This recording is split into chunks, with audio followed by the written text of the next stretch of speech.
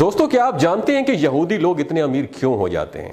تو کسی مسلمان نے ایک یہودی سے پوچھا کہ ساری دنیا میں جتنی بڑی کمپنیز ہیں وہ یہودیوں کی ہیں، حالانکہ تمہاری تعداد سب سے کم ہے، پھر بھی تم لوگ سب سے آگے ہو، یعنی تمہاری تعداد پوری دنیا میں 9.2 ملین ہے اور مسلمان 1 ارب 40 کروڑ ہے۔ تو آپ اتنے زیادہ طاقتور کیسے ہو گئے؟ تمہاری قوم میں کوئی انسان بھیک نہیں مانگتا۔ تو اس پر یہودی نے جو جواب دیا، آپ نے دماغ کی کھڑکیوں کو کھول کے وہ جواب سنا ہے۔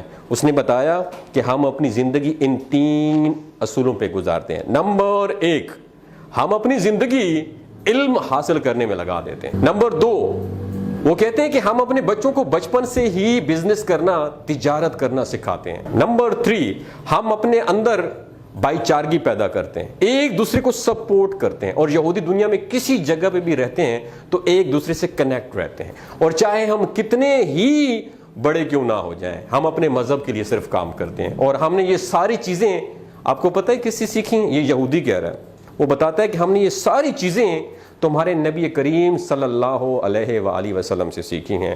اللہ اکبر۔ دوستوں، یہ باتیں آپ کے ساتھ شیئر کرنے کا بنیادی مقصد یہ ہے کہ دوسرے لوگ ہمارے نبی کریم صلی اللہ علیہ وآلہ وسلم کو فالو کر کے کامیابی حاصل کر رہے ہیں، اور ہم مسلمان ہیں جو کہ دنیا والوں کو فالو کرنے میں لگے ہوئے ہیں۔ تو کامیابی چاہتے ہو تو اپنے نبی کو فالو کرو، دنیا میں بھی کامیاب رہو گے اور آخرت میں بھی کامیاب رہو۔ تو کہنے کا مقصد یہ ہے کہ ہمارے نبی صلی اللہ علیہ وسلم نے فرمایا تھا کہ تفرقوں میں نہ پڑو اور رسی کو مضبوطی سے پکڑو۔ آج ہم تقسیم ہو چکے ہیں، ہم سنی ہیں، ہم شیعہ ہیں، ہم بریلوی ہیں، ہم دیوبندی ہیں۔ اس تقسیم نے ہمیں توڑ کے رکھ دیا، ہمیں قوم نہیں بننے دیا، ہمیں امت نہیں بننے دیا۔ وجہ کیا ہے کہ ہمارے ریموٹ کنٹرول کہیں اور سے آپریٹ ہوتے ہیں، ان کا بیسک بنیادی مقصد یہی ہے، ڈیوائڈ اینڈ رول۔ ان کو تقسیم کر دو اور ان پر حکومت کرو۔ دوستو، بات کرنے کا مقصد یہ ہے کہ ان کے 3 فالو جو ہے نا، وہ ہماری اسلامی تعلیمات سے انہوں نے لیے ہیں۔ یہ بھائی چارگی کو اپناتے ہیں، ہمارے اندر بھائی چارگی بالکل بھی نہیں ہے، ہم بالکل بھی ایک دوسرے کو دیکھ ہی نہیں سکتے۔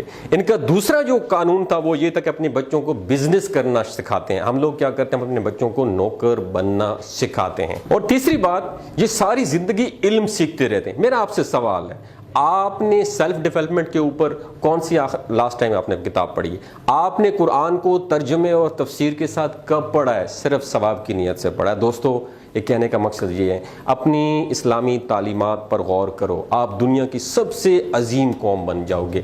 ان سب کے اوپر حکومت کرو گے جو صرف تھوڑے سے ہو کے آپ لوگوں پہ حکومت کر رہے ہیں۔ اپنا اور اپنے ساتھ جڑے رشتوں کا خیال رکھیے گا۔ اللہ حافظ۔ آپ نے سیلف ڈیولپمنٹ کے اوپر کون سی لاسٹ ٹائم آپ نے کتاب پڑھی ہے؟